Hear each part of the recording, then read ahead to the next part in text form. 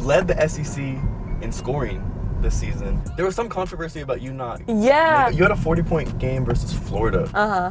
What was the energy like that day?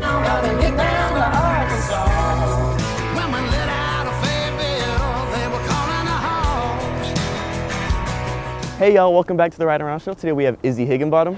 Izzy Higginbottom is wearing them out. Look at that pass.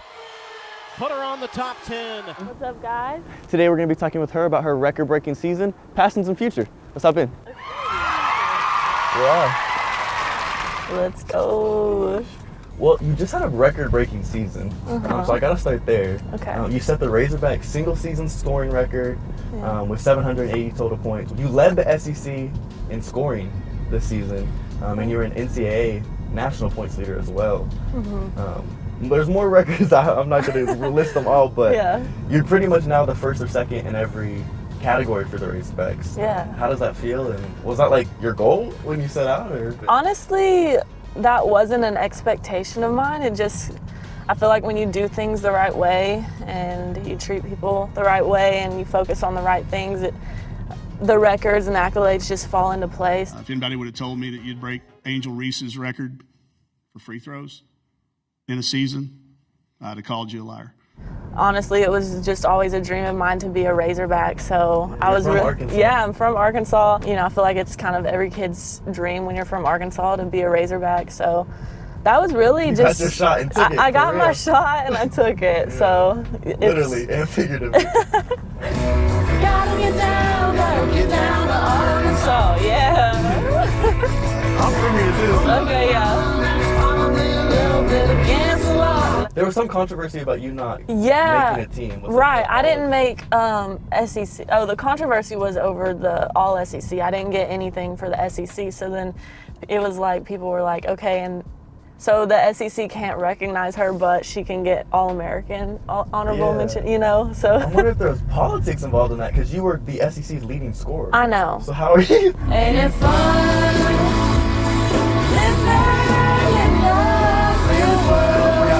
Do you have a favorite highlight? I think from this year, one that stands out just because I saw a lot of clips on it was the kind of behind the head pass during the Texas A&M game.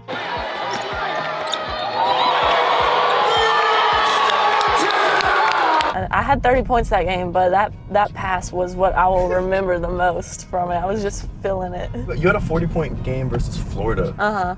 What was the energy like that day, or what did you feel that game? I just felt very relaxed, and I just wanted to help my team win. And so, you know, we were down by a lot in Florida, and honestly, I just felt like I didn't have anything to lose. So I was just playing my game, and that's how it ended up. A 40-point game against a good SEC team. Yeah. Crazy. And you also did that again against number 12 ranked Georgia in the SEC tournament. Yeah. You scored 38. Yeah. Was that kind of the same relaxed? Yeah, it was the relaxed mentality. Honestly, I probably had a little chip on my shoulder from the snub, but of the SEC team. Yeah, you said I'm going to the SEC tournament and show them. Okay, I like that. Yeah, but at the end of the day, too, I wasn't ready for our season to end. So really, just trying to put my team in the best situation. It was a very unique season for you. You set all the records and.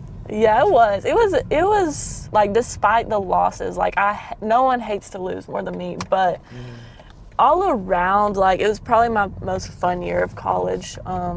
I love it here in Fayetteville too, so. Gotta get down to Arkansas. Got a little song. Yeah, you gotta put a little twang in there. And I gotta mention, no diss, of course, but you did all of these, 40-point games, led the SEC in scoring. You did all this being 5'7". Yeah. In a league where a lot of these, girls are going up against are 6'3", 6'4". I did it for all the little shorties out there. We don't get that much love, but. Is it like IQ and speed of her body, or what do you think? Definitely. Helps you do that? It's definitely a combination, I would say, of obviously you got to have some talent and skill. Like, I've worked on my skill my whole life, so you got to have that aspect, but also I think it's mixed in with the IQ, like understanding who I'm up against and what I can get away with and what I can't. So you've had multiple 30. I think you've had more 30-point games than not. Yeah. But you've had multiple 30-point games this season. What do you think? What factors contribute to that? Your scoring consistency, because it's not just. I mean, that was SEC games too. It's not like you're going against. Yeah, for sure. Lower levels. No, I think at the end of the day, like, that's my strength, is like I'm a scorer, so, and that's what my team needed. Like, we needed some buckets, so I just used my ability, and my coaches and my teammates had a lot of confidence in me, so that really instilled in me to be able to do what I did, and that's what we needed at the end of the day.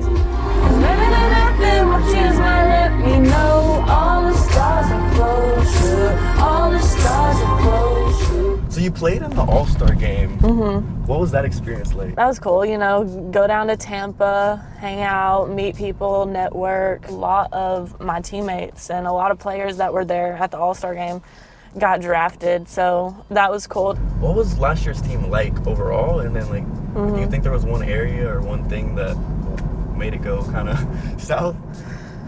Oh, that's tough to talk about, but this past year's team was one of my favorite, if not my favorite team to play on, people-wise. I loved my teammates this year, and there was no drama, no issues, and that's pretty rare to find. Every place and every team usually kind of has their drama here and there, but we didn't have that, so that was kind of refreshing to see. But, at the end of the day, you gotta have talent. I mean, that's just how it goes, and we were a really young team overall, and so I think that plays a huge factor into it, especially in a league develop talent. Yes, develop talent. I think that plays a huge factor, especially in a league like the SEC. It's arguably the best conference in the nation. So. Yeah, and I know I'm interested in talking to Musick, the new women's head basketball coach, about this, because I know Neighbors didn't have really any NIL, and all his players kind of got, all his developed talent kind of got taken. So I'm wondering if that's kind of been fixed. Yeah, unfortunately, NIL is becoming one of the main focal points of college basketball, and so, if you don't have NIL, unfortunately, you can't compete. Ain't it fun?